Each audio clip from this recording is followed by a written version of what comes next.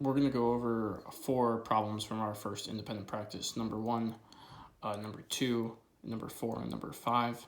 I'm comparing 3/6 and 3/8, which I first see I have the same numerator.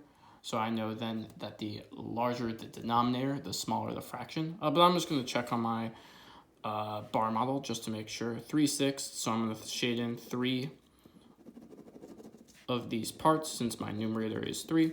I'm going to do the same thing here on my bar model for 3/8. I can see pretty clearly that 3/6 takes up more of my whole than 3/8. So I would say 3/6 is greater than 3/8. And indeed, because the denominator is smaller, that I know that my fraction is bigger or greater than. Looking here at 2/6 and 2/5, I'm going to circle this up and know that my numerators are the same, which means the larger the denominator, the smaller the fraction, which means that I should find when I draw my bar model out, I should find a statement that agrees with 2/6 is less than 2/5. So let's see if that's true when I draw this out. I'm going to draw 2/6 right now, filling in 2 parts of my 6, and I'm going to fill in 2/5 here, 1, 2. I can pretty easily see that 2/5 takes up more of this whole, or it's a larger fraction. And again, that does back up my statement that 2/6 is less than 2/5.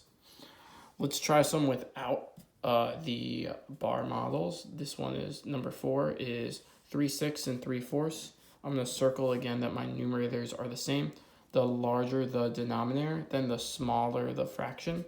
So I see that 6 is a larger denominator than 4. So that means 3/6 is less than 3/4. Number 5, I have 2/2 or 2 halves and 2/4. The same numerators again. But here I see that 2 is remember, the larger the denominator, the smaller the fraction. 4 is greater than 2. So 2 halves is greater than 2/4. Shoot your shot on your own on your next independent practice.